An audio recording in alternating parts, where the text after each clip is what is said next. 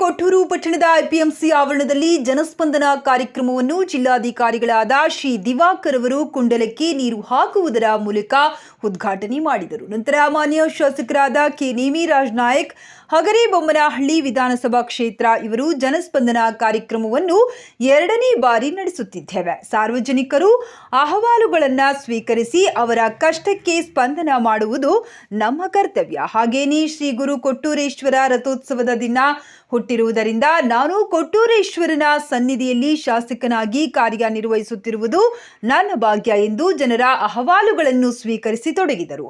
ಪೂರ್ಣಿಮಾ ಎಂಬ LLB ವಿದ್ಯಾರ್ಥಿನಿ LB ಬಡಾವಣೆಯ ಸಿಸಿ ರಸ್ತೆ ಬಗ್ಗೆ ಬೇಡಿಕೆಯನ್ನ ಇಟ್ಟರು. ಮತ್ತಿತರರು ಅನೇಕ ಅಹವಾಲುಗಳನ್ನ ಅರ್ಜಿ ಸಲ್ಲಿಸಿದರು.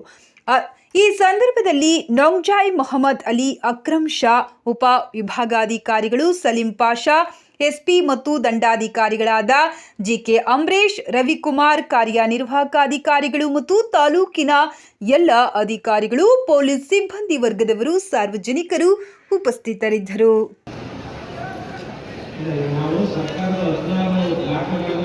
ನಿಮ್ಮ ಬೇಡಿಕೆ ಏನು ಸರ್? ಬೇಡಿಕೆ JJP ಕೆಲಸ ಏನು ಸರ್? JJP ಕೆಲಸ ಬೇಗ ಮುಗಿಸಿ ಅಂತ. ಈಗ ಯಾರು ಪ್ರೈವೇಟ್ ಎರಡು ಮಾತ್ರ ಈ ಜಿಲ್ಲೆಯಲ್ಲಿ ಪಟ್ಟಣದಲ್ಲಿ ನಡೀತಾ ಇದೆ. ಇದರಲ್ಲಿ ನಿಮಗೆ ರೇಟ್ ಜಾಸ್ತಿ ಆಗುತ್ತೆ ಅಂತ ರೇಟ್ ಫಿಕ್ಸ್ ಮಾಡಬೇಕು. ಅದಕ್ಕೆ ಜಾಸ್ತಿ ಮಾಡ್ತಾರೆ ಅಂತ ಹೇಳ್ತಾರೆ ಅವರು.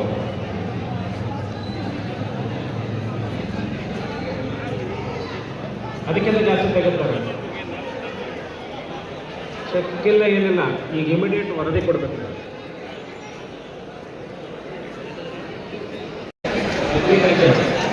ಬರ ಪರಿಹಾರ ಕೊಡ್ತಿದ್ದಾರೆ. ಈಗ ಚೆಕ್ ಮಾಡಿ.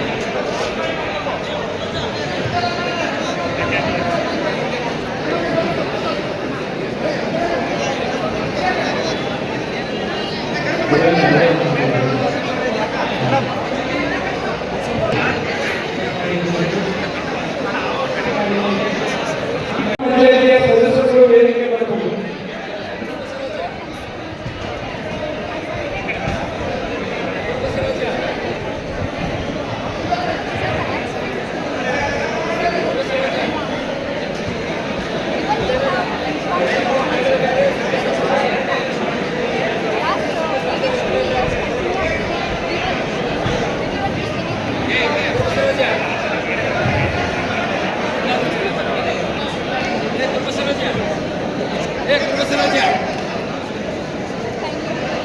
ಕೊಟ್ಟೂರು ತಾಲೂಕಿನ ಜನಸ್ಪಂದನ ಕಾರ್ಯಕ್ರಮ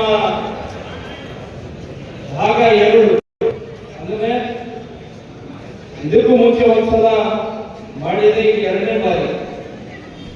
ಇಂಥ ವಿನೂತನ ಕಾರ್ಯಕ್ರಮದ ವೇದಿಕೆ ಮೇಲೆ ಉಪಸ್ಥಿತರಿರುವಂತಹ ಬಳ್ಳಾರಿ ಜಿಲ್ಲೆಯ ದಕ್ಷ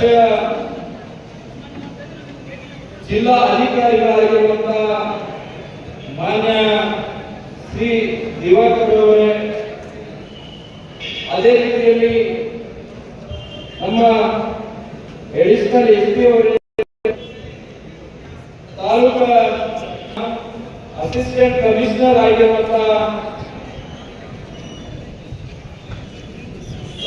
ಗುರುಸ್ವಾಮಿ ಅವರೇ, ಅದೇ ರೀತಿಯಲ್ಲಿ ತಾಲೂಕಾ ಪಂಚಾಯಿತಿ ಕಾರ್ಯನಿರ್ವಾಹಕ ಅಧಿಕಾರಿಗಳಾಗಿರುವಂತಹ ರವೀಂದ್ರ. ಓಕೆ, ಏನ್ ಬೇಡಿಕೆ ಕೊಟ್ರಿ ನಿಮ್ಮ ಜಿಲ್ಲಾಧಿಕಾರಿಗಳಲ್ಲಿ? ಈಗ ನಮ್ಮ ಮನೆ ಸುತ್ತಮುತ್ತ ರೋಡ್ ಎಲ್ಲಿ ಬರುತ್ತೆ? ನಿಮ್ಮ ಮನೆ ಎಲ್ಲಿ ಬರುತ್ತೆ? LB ಬಡಾವಣೆ. ಅಲ್ಲಿ ತುಂಬಾ ಆಕ್ಸಿಡೆಂಟ್ ಆಗ್ತಿದ್ವು. ಮೊನ್ನೆ ಒಬ್ರು ಅಂಗವಿಕಲರು ಬಿದ್ದು ಆಕ್ಸಿಡೆಂಟ್ ಆದ್ರು ನಾವು ಕೌನ್ಸಿಲರಿಗೆ ತಿಳಿಸಿದ್ವಿ. ಅವ್ರು ಏನು ಕ್ರಮ ತಗೊಂಡಿಲ್ಲ. ನಮಗ್ ತುಂಬಾ ತೊಂದರೆ ಆಗ್ತಿದೆ. ಈಗ ನಮ್ ತಾಯಿಯವರು ಮನೇಲಿ ಒಬ್ಬರೇ ಇರ್ತಾರೆ. ಹೇಳ್ತಿದೀವಿ ನಾವು ಹಿಂಗೆ, ನಾವು ಅಲ್ಲಿ ದೂರ ಇರ್ತೀವಿ, ಎಲ್ಲಿ ದಿನ ಬಂದು ಕುತ್ಕೊಳಕಾಗತ್ತಾ? ನಮಗ್ ಹೇಳಿದ್ದಕ್ಕೆ ನಮಗ್ ಕೌನ್ಸಿಲರ್ ಏನಂತಾರೆ, ನೀವು ಮೈಸೂರಲ್ಲಿ ಇರೋರಮ್ಮ, ಇಲ್ಲಿ ಬಗ್ಗೆ ಹಿಂಗ ಅಂತಿರಲ್ಲ. ನಮಗ್ ರೋಡ್ ಬೇಕು ಅಲ್ಲ. ನಾನು ಇಲ್ಲಿ ಬಂದಾಗ ನನಗೆ ಏನಾರ ಆದ್ರೆ ಇವ್ರು ನೋಡ್ತಾರಾ?